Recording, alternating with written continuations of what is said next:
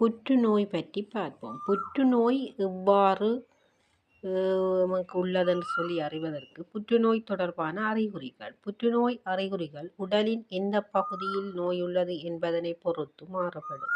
காரணமில்லாத உடல் எடை குறைவு, நீண்ட நாள் சோர்வு, தோல் நிறமாற்றம், ஆறாத புண்கள், மார்பக மாற்றம், தொடர்ந்து இருமல், பசியின்மை, அஜீரணம், மல சிறுநீரில் இரத்தம் மற்றும் திடீர் கட்டிகள் போன்றவை மிக முக்கிய எச்சரிக்கை அறிகுறிகளாகும்.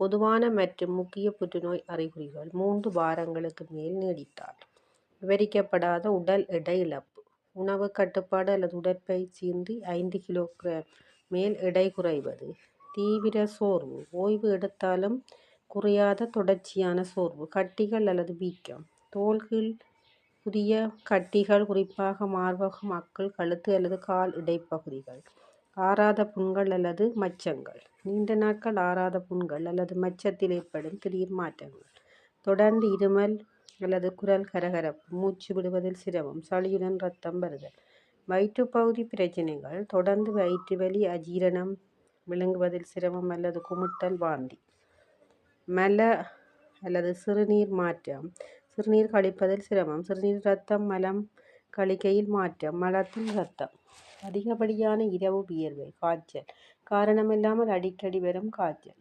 கவனிக்க வேண்டிய விடயங்கள்: இந்த அறிகுறிகள் புற்றுநோய் அல்லாத வேறு பல காரணங்களாலும் வரலாம். இருப்பினும் இவை 3 வாரங்களுக்கு மேல் நீடித்தால் உடனடியாக ஒரு மருத்துவரை அணுகி பரிசோதனை செய்து கொள்வது மிகவும் அவசியம்.